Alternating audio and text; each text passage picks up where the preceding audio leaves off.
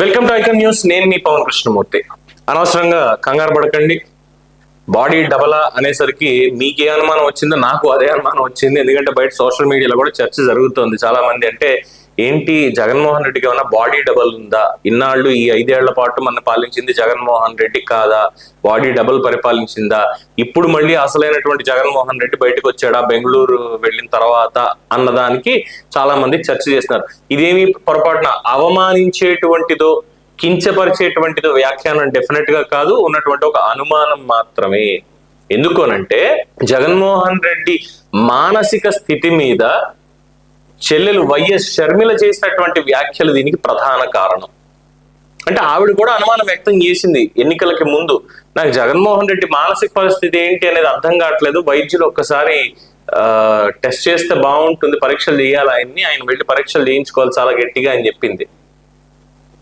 అప్పుడే చాలా మందికి అనుమానం వచ్చింది. అలాగే తెలుగులో మాట్లాడలేకపోవడం ఇవన్నీ కూడా వచ్చేసాయి.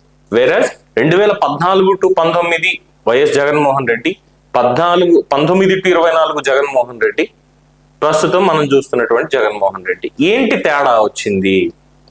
యానిమల్ సినిమాలో అనిల్ కపూర్ కి బాడీ డబల్ చేస్తారు చూసారా, అలాగే జగన్మోహన్ రెడ్డికి కూడా బాడీ డబల్ చేశారా? డౌటే. ఆ స్తోమత జగన్మోహన్ రెడ్డికి ఖచ్చితంగా ఉంది.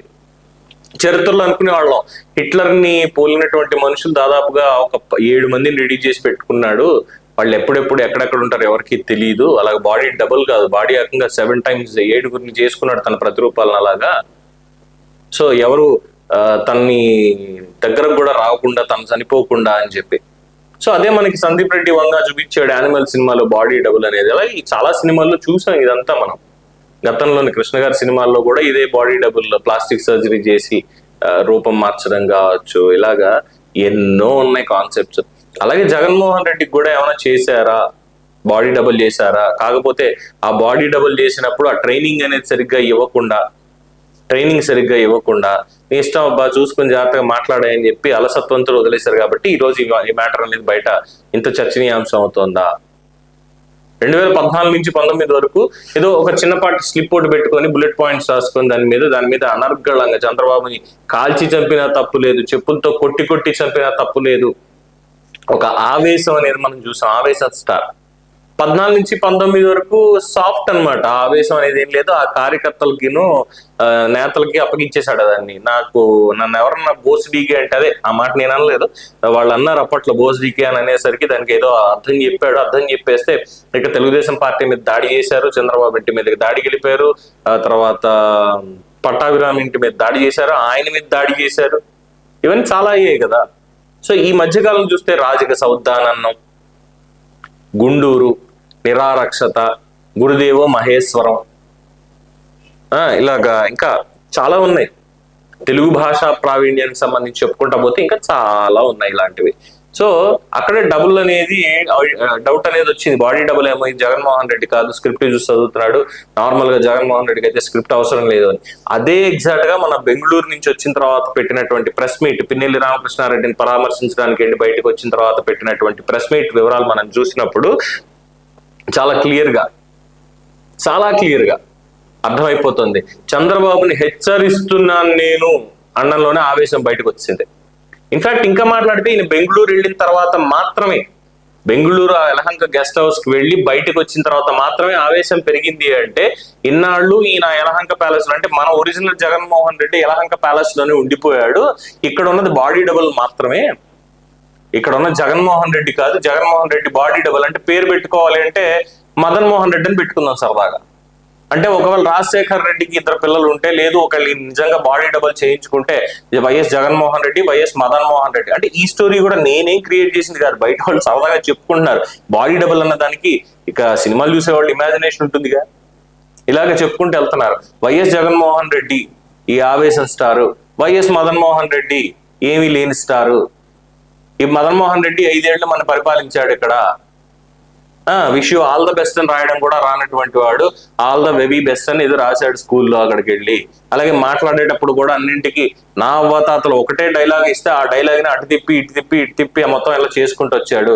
జగన్మోహన్ రెడ్డి మాత్రం హ్యాపీగా తన వ్యాపారాలు ఇవన్నీ కూడా యలహంక ప్యాలెస్ లోపలే ఉండి సీక్రెట్ గా ఎవరికి తెలియనివ్వకుండా ఇప్పటి వరకు పనిచేసుకుంటూ వచ్చాడు.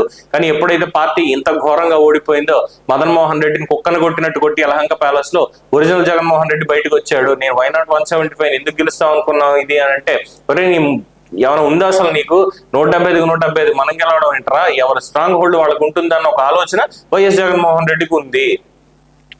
సో మనం గెలుస్తాం, ఒక మంచి మెజారిటీతో గెలుస్తాం తప్పితే భారీగా 175 మనకైతే వచ్చేయవు.